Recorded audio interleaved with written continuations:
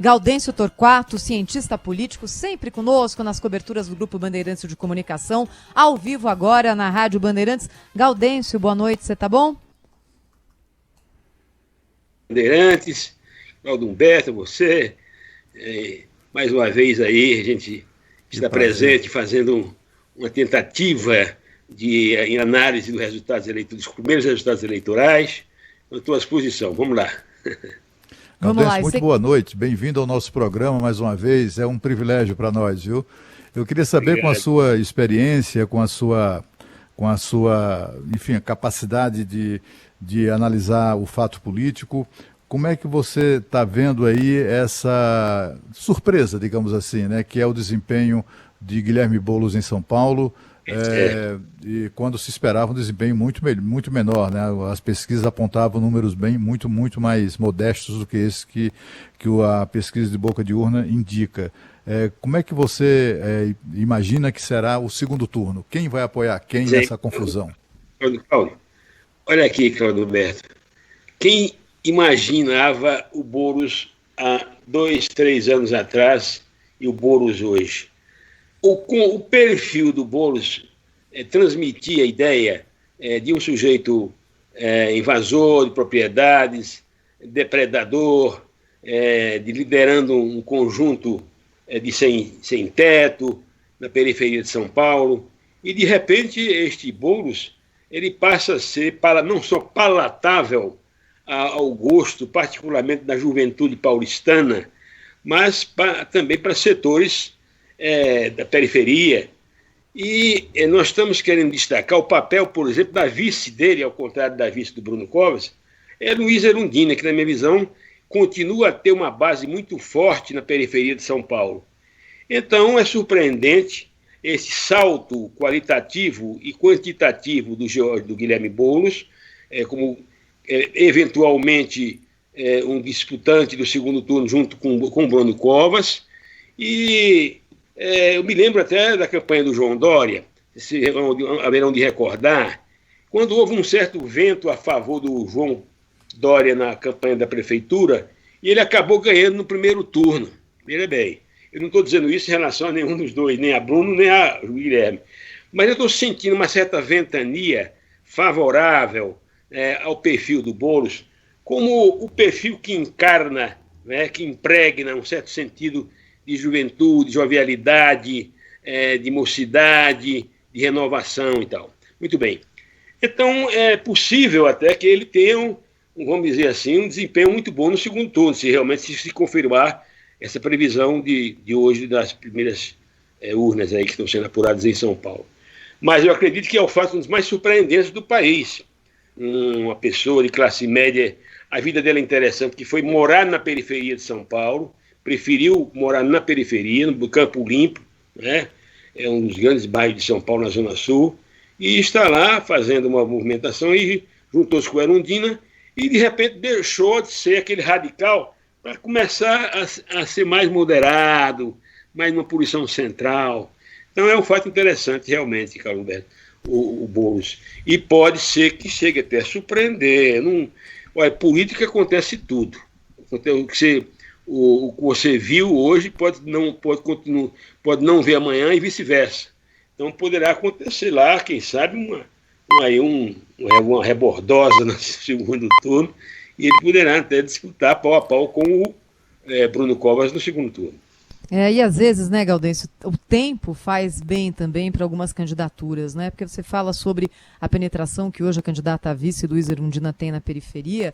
Erundina foi prefeita de São Paulo de 88 a 92. E é claro, como todos os prefeitos, teve ali uma gestão marcada por altos e baixos, né?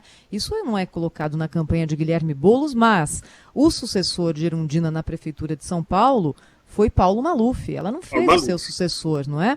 Então, às vezes a campanha coloca ali também numa espécie de transforma alguns políticos em mito, e isso é o que faz o marketing político e está no seu papel, mas pelo distanciamento de tempo que já ocorreu em relação ao governo Luiz Erundina, isso é possível. Quem viveu em São Paulo nessa época e lembra como foi, sabe que não foi essa maravilha toda, né? São Paulo é surpreendente. surpreendente do ponto de vista eleitoral. Então elege, por exemplo, Jânio contra Fernando Henrique, elege Maluf, né, substituindo Erundina. Então, é de um polo a outro hemisfério, como se diz no vulgo. Né? É verdade. No primeiro turno, Dória derrotando o prefeito Fernando Haddad, que tinha ali Fernando a máquina Haddad na mão. Né? Você vê. Agora, o que é interessante, né, é que o Guilherme Boulos, ele penetra, sai, vamos dizer assim, da periferia para entrar nos estratos médios. É importante como ele está sendo considerado um ícone pela juventude, por exemplo, pelos jovens eleitores, que se sentem motivados a votar no Boulos. Conversei com alguns jovens nos últimos dias, eles disseram, olha, não, eu vou votar no Guilherme Boulos. Aí eu disse, mas você não vê o passado da pessoa? Não, para mim ele é o novo, entendeu? O novo. Então é surpreendente. Ele repete um pouco o fenômeno que a gente viu com o ex-presidente Lula, né? E deu no que deu. Mas o que eu queria saber, na verdade, é o seguinte: antes de chegar lá, né? Quer dizer, é um fenômeno assim, indiscutível, né? Esse desempenho do Boulos. Mas eu gostaria de saber o seguinte: com a sua experiência, Gaudêncio, como é que você vê o Boulos viabilizando a sua vitória contra o poderio da máquina, o poderio do PSDB, né, representado pelo Bruno Covas? É o Boulos colando, tentando fazer na sua... Ele terá tempo, terá 10 minutos todos os dias na televisão, né?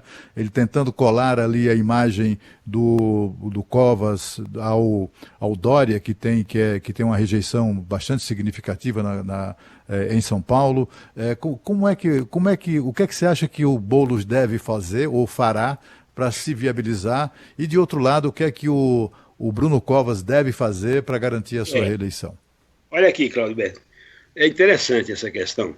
Veja bem, do ponto de vista, vamos dizer, do marketing, o que nós estamos vendo é uma tendência, não só aqui, mas aqui e acolá, em todos os lugares, há uma tendência para uma busca de uma certa posição central, centro-esquerda, centro-direita e tal. O Bruno Covas, evidentemente, não vai querer receber a pecha de bolsonarista, Bruno Covas, para que o Boulos possa combatê-lo como bolsonarista. Mas, por outro lado, ele precisa, na minha visão, tentar incorporar o Bruno Covas certo ideário conservador para pegar esse eleitorado, vamos dizer, mais à direita. Então ele precisa, digamos, estar ali calibrando a posição dele no centro, chamando, vamos dizer assim, um pouco os eleitores da conservadores, né?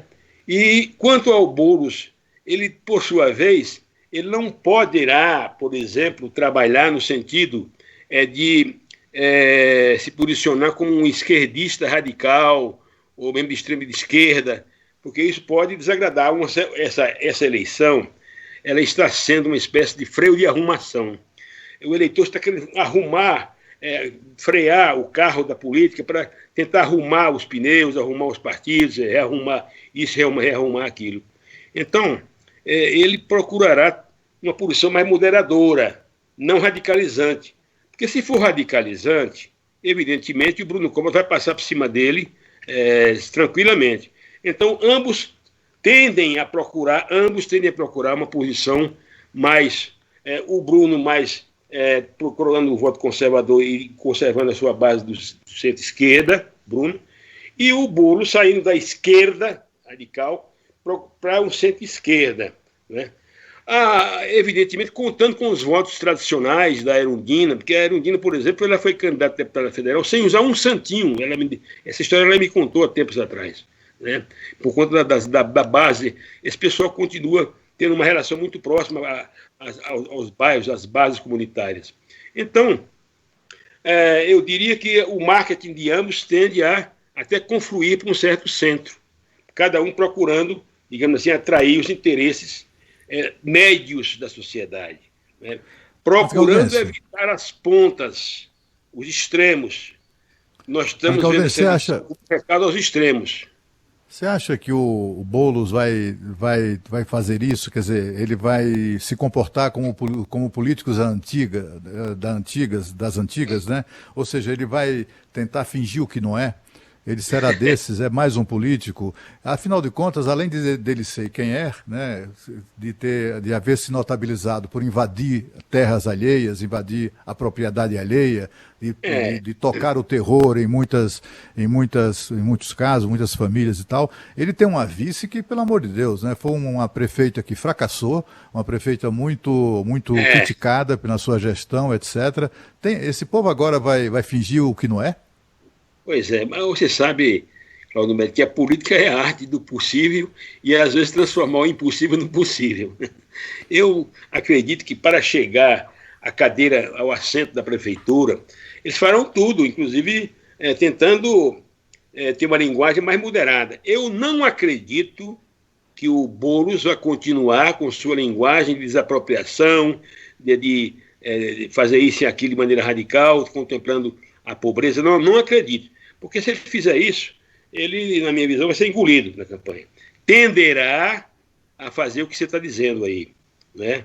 Ele não a desdizer o que disse, mas tentar dizer de outra forma, uma forma mais... Porque a linguagem, não é? É a arte da persuasão, então ele vai tentar driblar o eleitorado, particularmente o eleitorado médio, né? E atrair os votos do PT tradicional. Entendeu? O PT tem 6, 7, 8% aí com o Gil Matado, vão apoiá-lo. Então ele pode agregar esse voto tradicional no PT e buscar um pouco mais na linha do jovem central. Enfim, né, o eleitorado está querendo hoje se identificar com alguém que possa encarnar um sentido mais da novidade. Né? Claro que a velha política não foi condenada, ao contrário, nessa eleição, o que nós estamos vendo é a consolidação de algumas lideranças tradicionais em alguns estados, como você sabe muito bem. Então, o eleitor disse, não, também não vamos virar a mesa da noite para o dia. Vamos devagarinho, vamos devagar. Então, é mais ou menos assim que eu penso como é que ele vai agir no segundo turno. Gaudêncio, a gente tem observado cada vez mais a influência dos candidatos nas redes sociais como ponto de destaque aí nas campanhas, né? E a gente acompanhou desde o início da corrida eleitoral aqui em São Paulo uma presença muito forte do Guilherme Boulos. Pode até ser que ele tenha, com isso, atraído esse eleitor mais jovem e, como você citou, passado esse espírito mais renovado, digamos, nessa disputa. Até que ponto nessa corrida, esse tiro de 100 metros que a gente vai ter agora nesse segundo turno, isso pode fazer a diferença numa campanha tão grande como aqui em São Paulo? Pode fazer diferença. Primeiro a gente tem que considerar que os tempos serão os mesmos, 10 minutos para cada candidato. Então ele vai ter uma exposição maior, a visibilidade maior. E o rapaz é bom de debate, viu? Eu tenho ouvido aí alguns debates, assistido alguns debates, ele é bom de debate, né? O Bruno encarna, evidentemente, a coragem do avô, sobrenome, DNA do avô, né? Venceu, por enquanto, administrando bem uma doença, né, que o padece, que abate o seu corpo. Ele venceu bem, o eleitor se identificou com essa coragem, vendo nele o Mário Covas, e realmente há uma tendência do eleitorado de se identificar com a vítima, uma pessoa que sofre. E, nesse sentido, ele fez uma campanha muito tranquila e tal, sem agredir ninguém, né? E só nos últimos tempos que realmente ele partiu por cima do Russomano, mas o que nós estamos vendo aí é uma tentativa, né, dos dois candidatos com possibilidade de chegar ao segundo turno, de tentarem ganhar, né, o centrão da sociedade. São Paulo, mais uma vez, o estado crítico da federação, por concentrar os maiores contingentes de trabalhadores, os maiores contingentes de classes médias, os maiores contingentes de entidades organizadas, enfim, esse posicionamento dá a São Paulo uma posição estratégica.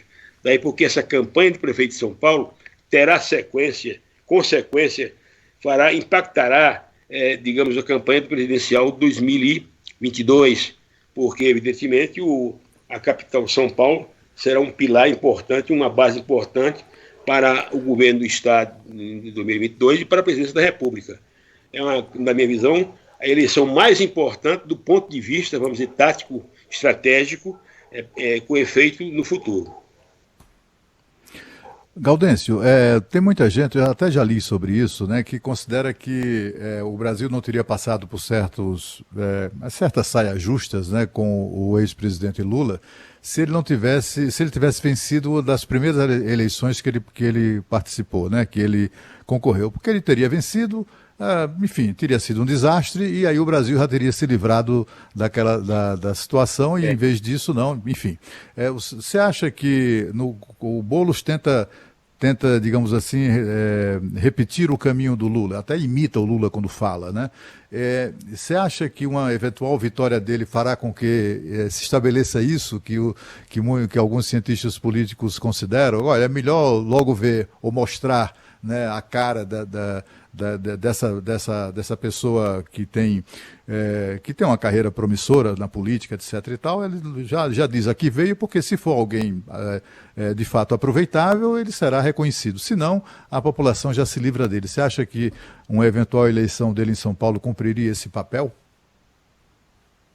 Olha, primeiro eu acredito que o ciclo Lula está se encerrando. Acho muito difícil o Lula voltar para o primeiro plano da política. É muito difícil. Poderá ajudar um, ajudar outro e tal, mas, na minha visão, o ciclo Lula está passando. Tentar recuperar este ciclo com este selo do lulismo, na minha visão, é um suicídio.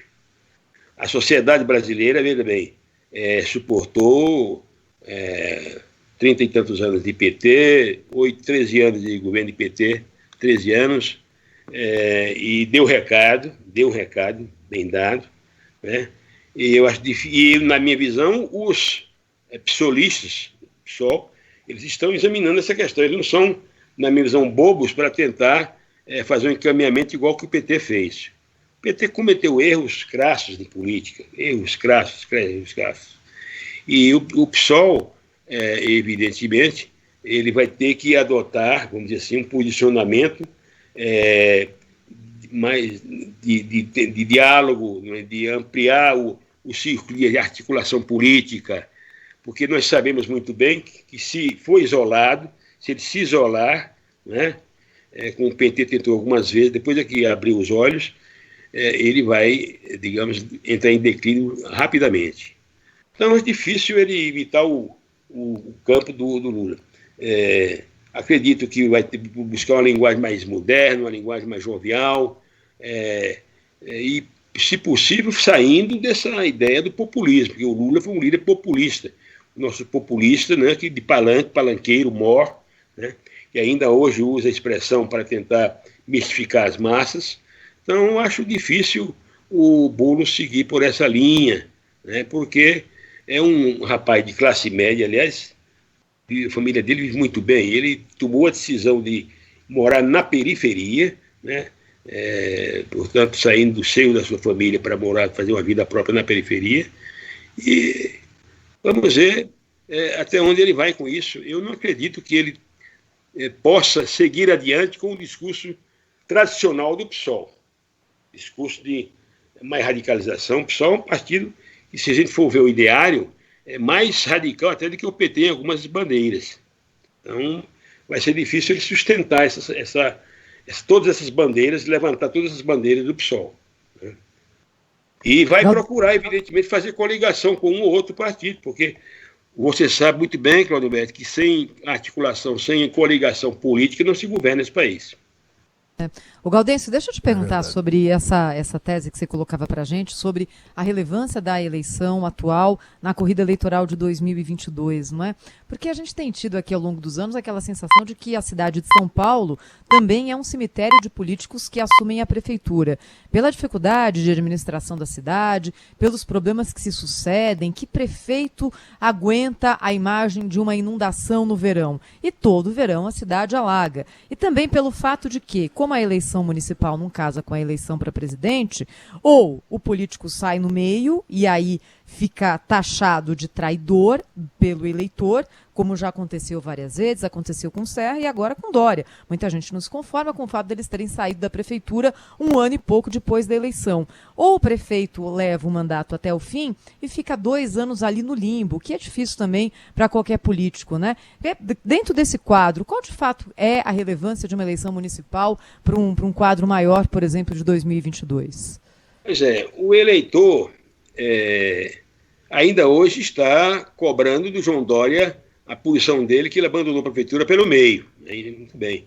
E, evidentemente, parte da rejeição ao João Dória hoje, na minha visão, se deve a este fato, né, que ocorreu há 2 anos atrás. Muito bem. Então, o eleitor, a cada processo, a cada pleito eleitoral, ele, na minha visão, eleva um pouco assim o seu estágio de civilizatório, ele vai avançando no sentido da racionalidade. Como eu sempre digo, o voto tem saído do coração para subir a cabeça a cada pleito. Um voto mais racional, um voto mais crítico. Por exemplo, se não aceitava que o João Dória saísse há 2 anos atrás, da prefeitura para se candidatar a governador, hoje ele aceita menos ainda. Então, há um certo, vamos dizer, quase consenso hoje de que sair da prefeitura é uma traição muito grande, é o que se faz. E os prefeitos que se elegem agora estão sabendo disso. Vão ser culpabilizados mais adiante, vão ser punidos mais adiante. Então, o que eu vejo é que esta eleição, particularmente, em relação à anterior, é uma eleição mais crítica, foi mais insossa. Nós não vimos um processo de animação das ruas, de mobilização popular, uma campanha insossa, uma campanha sem alegria, uma campanha triste, uma campanha sobre a pandemia, uma campanha medrosa, né? E nem sei quanto é que está o índice de abstenção agora, queria até saber. Então, mas está difícil da gente saber qualquer coisa, viu, Galdônio? Sabe por quê? A apuração parada no país, parada. A gente tem agora 7 horas e 17 minutos, 0,3% dos votos apurados em São Paulo. Lento demais, nunca foi desse jeito. O TSE diz que não há problema na apuração, mas há problema na divulgação. O que é uma explicação estranha, né? Porque você está sendo totalizado, a votação está sendo totalizada porque ela não é divulgada. Então tem alguma coisa acontecendo nesse ano que não acontecia em anos anteriores. Pode ser que daqui a pouco, quando os números forem atualizados, a gente já tenha um percentual altíssimo da apuração encaminhada, mas até agora não dá para a gente ter muita ideia. A gente continua aqui tendo toda essa conversa com base nas pesquisas de intenção de voto e na boca de urna que foi feita pelo Ibope. É interessante a gente observar qual será, por exemplo, o somatório de abstenção, nulo e voto em branco. Eu até acho, veja bem, que abstenção, voto nulo e branco não significa apatia do eleitor, como se pensa. Ao contrário, ele pode estar indignado, eu não vou votar em ninguém, todos vão para o buraco. Como ele se ele decidir votar, ele vai votar de maneira mais... Vou escolher pelo menos aquela pessoa, aquele perfil que seja melhor para as minhas demandas, para que saiba corresponder às minhas demandas. Então, na minha visão, esse voto, em relação à campanha anterior, vai ser mais racional, mais lógico, mais bom senso, mais indignado. Muito bem. Então, se ultrapassar 30%, quer dizer, voto nulo, branco e abstenção ultrapassando 30%, vamos ter um índice altíssimo então, de protesto. E então nós vamos concluir também que esta campanha, é interessante observar esse dado, ela, de uma certa forma, ela não deixa de ser tem uma certa semelhança com o plebiscito. Tem um viés plebiscitário, ou seja, vamos aprovar, de um modo geral, né, particularmente em algumas capitais, o Bolsonaro ou votar contra ele. É o caso do Celso Russomano em São Paulo, por exemplo. Então, na minha visão, o voto do Celso Russomano incorpora muita contrariedade ao próprio Bolsonaro. Rio de Janeiro, o voto no Eduardo Paes contra o Crivella incorpora também muita posição de eleitor indignado com o Bolsonaro. Então, há um certo plebiscito nessa questão. Mas também esses dois não ajudam muito, né? Tanto o Russomano, esses dois também não ajudam muito assim, ao eleitor a fazer opção por eles, né? O Russomano é o conhecido cavalo paraguaio. Né? Apesar do meu respeito pelos paraguaios, mas é um cavalo paraguaio bom de saída e chegada. Sem precisar da ajuda do Bolsonaro para isso, ele já teria um desempenho muito semelhante ao que aconteceu nas eleições passadas. E o Crivella é o Crivella, né? Muito embora, e aí falando nisso, eu gostaria de que você fizesse uma apreciação sobre a eleição no Rio de Janeiro. O Crivella, afinal de contas, apesar de tão rejeitado, tão insultado, tão criticado lá e tal, pelos grupos de mídia que são hostis a ele lá no Rio de Janeiro, ele está lá em segundo lugar. Pois né? é. Ele está indo para o segundo turno. O que aconteceu no Rio, ele estava lá com 12%, 13%, dá uma subida para 20%. Eu acredito que isso tenha se dado em função da mobilização que ele teria feito nos últimos dias em relação às igrejas evangélicas. Ele disse, pessoal, ou vocês saem de casa e mobilizam um eleitor, ou nós vamos perder nosso espaço. Então, o evangelismo no Rio de Janeiro funcionou a vapor, correndo nos últimos dias, para tentar recuperar o terreno perdido do Crivella, que é o nosso bispo da Universal. E por que não funcionou em São Paulo, na sua opinião, Gaudêncio? Hein? E por que não funcionou em São Paulo, na sua opinião? Em São Paulo? Isso, com o candidato Celso Russomano, que também tem a mesma ligação com a igreja. Pois é, no caso de São Paulo, veja bem, aí nós temos 3 vezes repetida a queda do Celso Russomano em eleições majoritárias, da governador para prefeito. Ele sempre cai no final. Ele sai muito bem, mas o Celso Russomano, veja bem, se ele tem uma certa preferência junto a alguns contingentes nas margens eleitorais, consumidor lá dos bairros, ele vai chegar lá com a câmera dizendo, olha, você aqui foi roubado, papapá, tal. E, evidentemente, em agradecimento, o eleitor vota nele. Então, ele criou um certo espaço do defensor para se apresentar como defensor do consumidor, guerreiro do consumidor, briga pelo consumidor. Mas esse posicionamento é um posicionamento muito demagógico. Isso não entra no eleitorado médio, dos contingentes profissionais liberais, por exemplo. Então, os profissionais liberais continuam achando, vamos dizer assim, o Celso Russomano um demagogo. E o que só vai acontecer? Na campanha eleitoral, o setor médio, os setores médios, funcionam como uma pedra na lagoa. Jogam uma pedra na lagoa que as margens vão se formando até as marolinhas vão se formando até as margens, no meio da lagoa. O que aconteceu? No primeiro momento ele cresceu, no segundo momento o centro começa a pensar, cara, muito demagogo, não vai funcionar, não vai crescer. E essa visão chega até as margens sociais, as periferias. Ele começa, então, a perder espaço. Aí entra o Boulos com a sua novidade, sua cara jovem, sua jovialidade, com a Erundina de lado, a tia Erundina. E aí o que acontece? Sobe e deixa o Russomano para trás. Márcio França. E aí pega um segmento, vamos dizer também, como o governo do Estado ele fez um trabalho de visibilidade e tal, começa também a avançar e toma o espaço dele. E aí acaba ele em quarto lugar aqui em São Paulo. Tudo bem, Gaudêncio Torquato, cientista político, conversando conosco nessa cobertura especial da Rádio Bandeirantes nas eleições 2020. Gaudêncio, Oi, Cláudio, pode seguir. Desculpe, não, por favor, Cris. Não, pode ir. Gaudêncio, eu queria saber de você sobre a eleição ainda de São Paulo no segundo turno, né?